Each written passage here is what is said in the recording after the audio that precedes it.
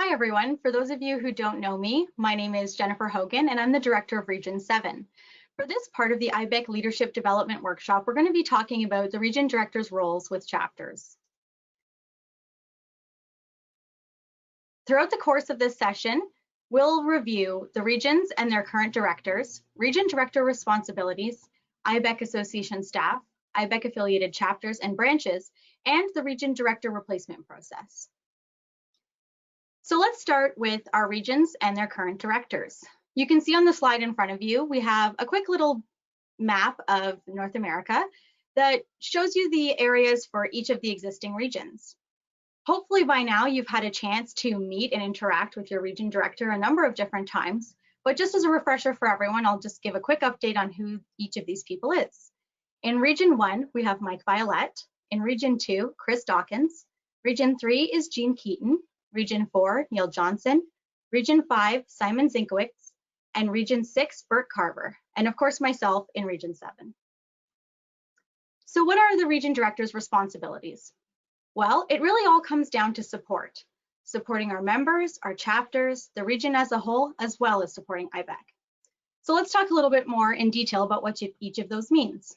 So when it comes to supporting our members, the region directors monitor monthly member reports and encourage new member involvement. They help the chapters and IIBEC with recruitment and retention of members.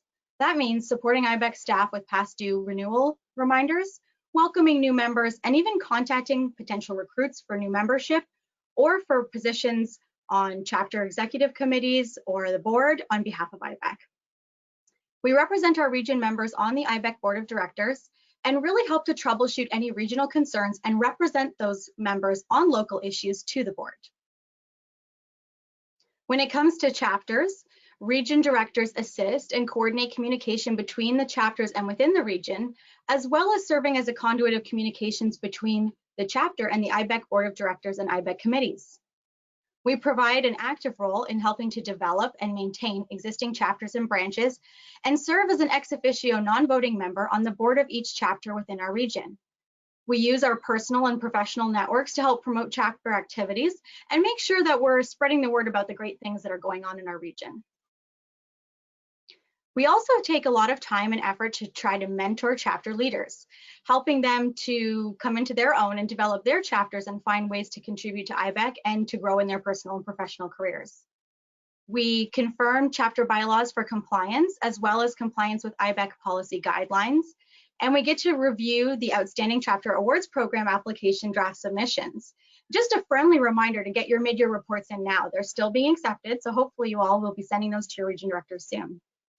We also work to support the chapter level elections, whether that be helping to identify up and coming members who might be interested in participating at the chapter level. And we assist in the development of new chapters and new branches. And we'll talk a little bit about that later on. So how can you, as a member of the chapter and a member of the chapter leadership team, really capitalize on the relationship with your region director? Of course, we want to make sure that you guys are developing relationships with each other, because there's a lot of great opportunities to learn. The region director is a really important conduit when communicating with IIBEC. So be sure to keep your region director updated on upcoming chapter board meetings and events, and provide them copies of board minutes and all correspondence, so that in the event they're not able to attend your meeting, they can still stay up to date on what's happening.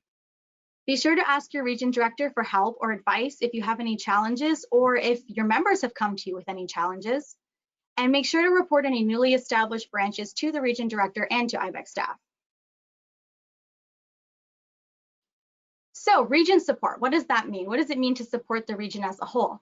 Well, in some regions, that means organizing and conducting meetings of the members on a region level. Usually those meetings have a theme, discussing hot topics, new codes, new materials, procedures, maybe even interesting case studies or research projects.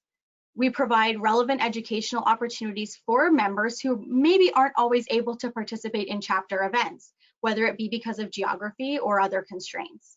If appropriate, we like to try to move those meetings around the region so that we can potentially target new areas for membership and development, and even use it as an opportunity to springboard new branches or chapters. In other regions, we often assist in coordinating chapter-driven meetings when appropriate, as the role of the region meetings has started to change in some regions. For example, Obviously, with our current situation, things like this, where we're doing online learning, are becoming much more prevalent. Basically, that means that there's a lot of opportunities for cross-chapter educational events, and for members who maybe aren't close to major cities or large chapter centers to have access to more educational opportunities. We talked a little bit about how the region director helps with membership growth and retention. And so I want to go into a little bit more detail on that. So new members and delinquent member lists are actually emailed from HQ every month to the region directors and to chapter leadership.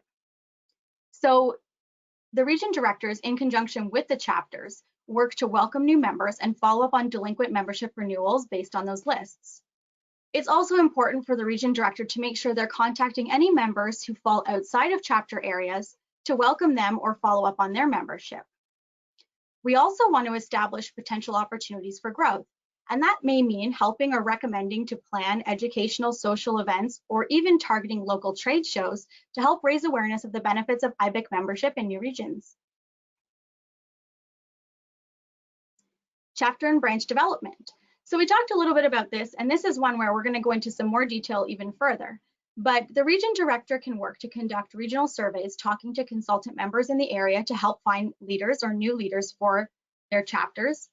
It can support the chapter in formation of new branches and support the first branch and/or chapter organizational meetings. We want to make sure to report potential and new branch or chapter developments to HQ. And most importantly, make sure to communicate any regional issues to the IIBEC Board of Directors. That also includes preparing a written report for each executive committee and board meeting. So how do we support IIBEC as a whole? Well, again, this all comes down to things like communication. We serve as a conduit of communication between the chapters and the IIBEC Board of Directors. We actively represent the members of our region on that board, and we participate in board activities and initiatives that take place beyond the regional level. We also work to promote IIBEC to outside organizations and potential members, help to facilitate educational programs, and work to recruit building envelope and enclosure manufacturers, suppliers, and potential members for convention and for membership. So let's talk a little bit about the IIBEC Association staff. Obviously, the IIBEC staff is a huge source of information and can help with coordinating many different things. Hopefully, through the course of these presentations, you've had the opportunity to meet most of these people, and normally I would make us go around the room and be sure that introductions are completed. But since we're doing this virtually, that's a little bit tricky this year. If you're ever unsure about who to speak to or how to get in touch with them, you can always refer to the website. There's a list of all of the staff available under the About tab, as well as their contact information. And again, when it comes to communications, we really want to make sure that all parties are involved. So staff communications with the chapters are also shared with the region directors.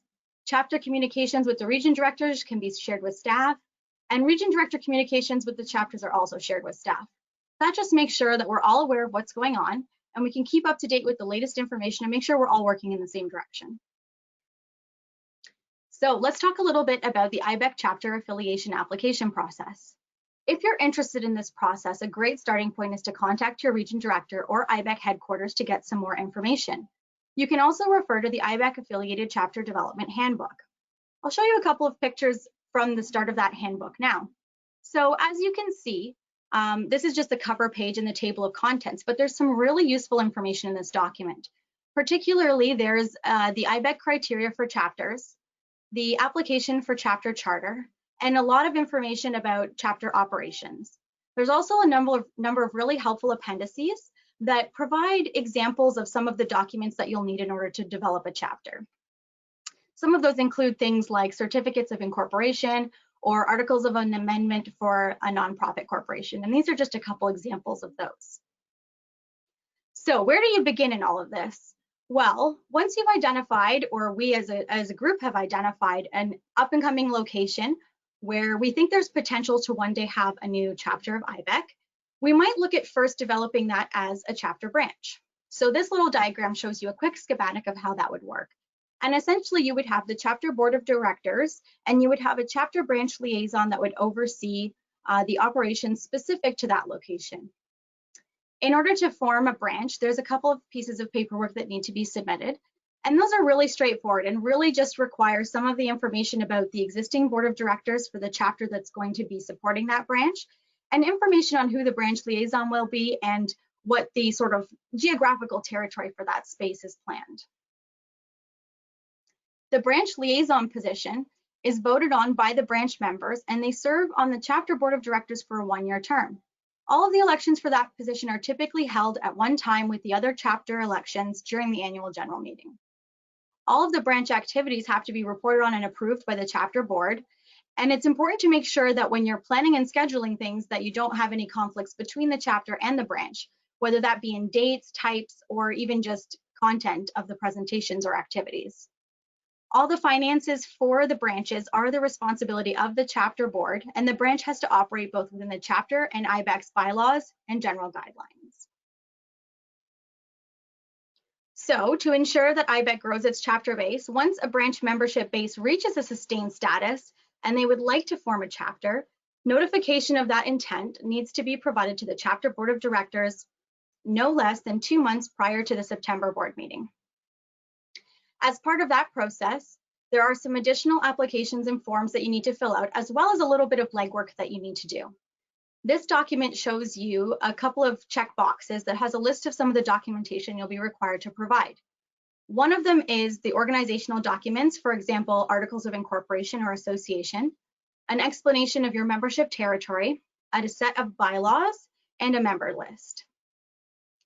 Now, I know that when we first started looking at this in the Southern Ontario chapter for our National Capital branch, we felt like it was sort of a really daunting process, and we also thought it was sort of overwhelming to think about moving that branch to a chapter. But I think if you speak with any of the members of the board now, you'll find that most of them found that once we sort of dug into it, the processes were relatively straightforward, and many of the forms that you have to fill out for approval for your articles of incorporation and stuff like that, they're all available online now, which makes it quite a bit easier to handle.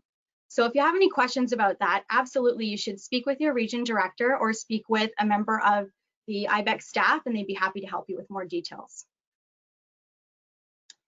Finally, we just want to talk a little bit about region director replacement.